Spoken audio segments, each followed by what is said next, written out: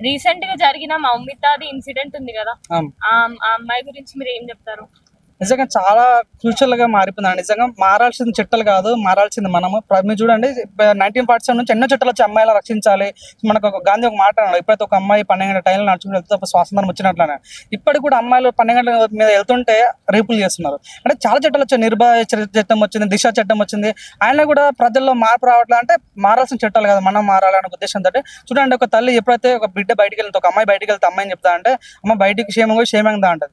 ఆ మమ్మీ ఏదైతే మమ్మీ ఉందో, అబ్బాయి వాళ్ళ కొడుకు బయటికి వెళ్ళినప్పుడు, బయటికి పోతున్నావు ఏ అమ్మాయిని గెలకకు, క్షేమంగా అని ఆ తల్లి అనట్లేదు. సో ఎప్పుడైతే ఒక తల్లి నిజంగా పిల్లని ఏ విధంగా తండ్రో అదే విధంగా కొడుకు పెంచుతా ఆటోమేటిక్గా మన ఇండియాలో మార్పు రావాలి. నిజంగా మనం ఎప్పుడు చూసినా మా గోవా స్టేట్ ఇవి కాదండి మనకు కావాల్సింది, ప్రజల్లో మార్పు రావాలి. ఎప్పుడైతే ఒక నిజంగా అమ్మాయిని మన శివాజీ చూడండి, మన దేశంలో ఎట్లా అంటే ఒక వేరే శత్రువు అమ్మాయి అయినా సరే కానీ అమ్మాయిని రెస్పెక్ట్ ఇచ్చే గుణం అట్లా నైతిక విలువ మన దేశంలో ఉన్నాయి. కాబట్టి ఇప్పటికైనా ప్రజల్లో మార్పు రావాలి, ఈ అత్యాచారాలు మానాలి. సో నిజం చెప్తాను, మొన్న అంత క్లియర్ కట్ ఇష్యూ నుంచి మమ్మీ గురించి మాట్లాడతారు. కాబట్టి ఒక అమ్మాయి నిజంగా ఒక డాక్టర్ చదవరానంటే అమ్మాయి అంటే ఒక వెల్ ఎడ్యుకేటెడ్ అమ్మాయి, నిజంగా చదువుకున్న అమ్మాయికి, అంత తెలివిన అమ్మాయి కూడా భద్రత లేకపోవడం ఇండియాలో. సరే అమ్మాయిని చంపేశారు, రేప్ చేశారు. సో నిజంగా చంపిన తర్వాత పోలీస్ డిపార్ట్మెంట్ వాళ్ళు ఏం చేస్తున్నారని నాకు అర్థం కావట్లేదు. చంపిన వెంటనే అమ్మాయి సూసైడ్ అని చెప్తారు. అంటే ఇంట్రాగేషన్ చేయకముందే అమ్మాయి సూసైడ్ అని చెప్తారు. నిజంగా మీకు ఒక అమ్మాయి 90 degrees లెగ్స్ ఉండడం చూసి, సెమీగా ఉండడం చూసి అట్లా ఎంత సింపుల్ గా చెప్పేస్తారు అన్నది చాలా బాధ అనిపించింది. ఫస్ట్ పాయింట్, నిజంగా చంపినోడు కూడా చంపిన తర్వాత నేనే చంపినా అని అంటే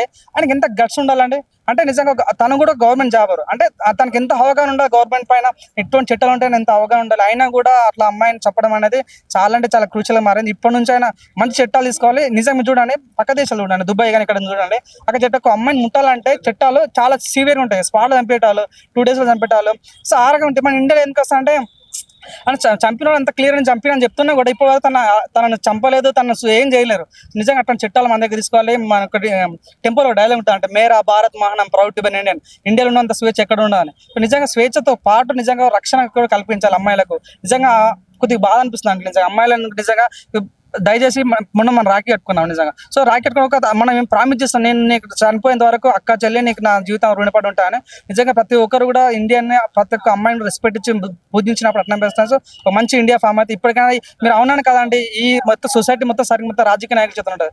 ఎప్పుడైతే ఒక మంచి చదువుకున్న వ్యక్తి రాజకీయ నాయకుడు అయితే మంచి పరిపాలన ఉంటుంది. మీరు చూడండి, పవన్ కళ్యాణ్ వ్యక్తి మంచి చదువుకున్న వ్యక్తి. కాబట్టి ఈరోజు ఒక 9 నెలలు మిస్ అయిన ఒక అమ్మాయిని 9 రోజులు పట్టుకున్నాడు. అట్లాంటి రాజకీయ నాయకులు అంటే యూత్ ఓన్లీ చదువుకుంటూ బీటెక్ ఎంటెక్ చేసి బయట దేశాలకు పోవడం కాదు, చదువుకునే మన దగ్గర రాజకీయాలు చేసినప్పుడు 100% మన ఇండియా మంచి ఫామ్ అవుతుంది. మంచి అమ్మాయిని కాపాడే ఉద్దేశంగా ఉండాలి, మనస్ఫూర్తి కోరుకుంటాం. సో ఇప్పుడు గవర్నమెంట్ హాస్పిటల్లో లేడీ డాక్టర్ కి సెక్యూరిటీ ఉందా? చూడండి, ఒక దగ్గర లేదని అందరి తప్పడం తప్పు, కొన్ని దగ్గర జరుగుతున్నాయి, నార్మల్ కాదన్నా. సో అట్లాంటి క్యారెక్టర్ అసాసినేట్ చేయటాలు కానీ చాలా ఇబ్బందిగా ఉంది. సో ఇక్కడైనా గవర్నమెంట్ చర్యలు తీసుకోవాలి, మంచి చట్టాలు తీసుకురావాలి, మనస్ఫూర్తి కోరుకుంటాం.